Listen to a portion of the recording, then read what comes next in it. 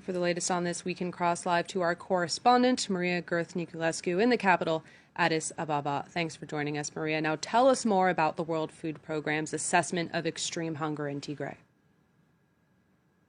Yeah, well, according to this latest assessment, 4.6 million people in the Tigray region are suffering from food insecurity. This is more than 80% of the population. And out of these 4.6 million people, 2 million are believed to be severely malnourished, according to the World Food Programme. The report is considered by the UN agency as the first credible and reliable food security assessment in over 6 months. Delivering aid to Tigray has been complicated since the beginning of this conflict in November 2020, but has been made almost impossible since the month of July. Now we're in a situation where no ground convoy carrying humanitarian aid has been allowed or able to access the Tigray region for over a month. The UN's humanitarian agency said that all international aid organizations in Tigray had now run out of fuel,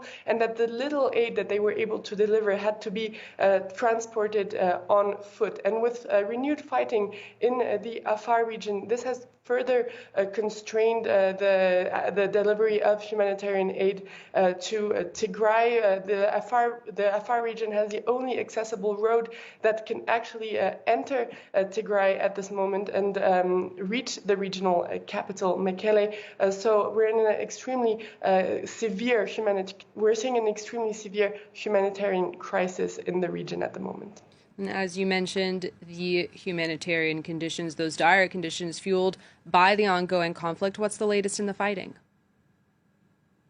Yeah, so earlier this week, the TPLF had announced that it had launched military operations in the neighboring Afar region following attacks by pro-governmental forces. But the Ethiopian government accuses the Tigrayan forces of initiating these hostilities. We also have local NGOs on the ground who are sounding the alarm on how these new attacks are impacting the civilian populations on the ground. Apart from that, in the last month or so, military attacks have been restrained mostly to the Tigray region after Tigrayan forces had retreated from neighboring regions in December. And these attacks have essentially been airstrikes allegedly carried out by the Ethiopian government in different parts of Tigray. And these airstrikes have left dozens of civilians dead, despite talks between AU and US envoys and the parties to the conflict. So far, a ceasefire does not seem to be on the agenda.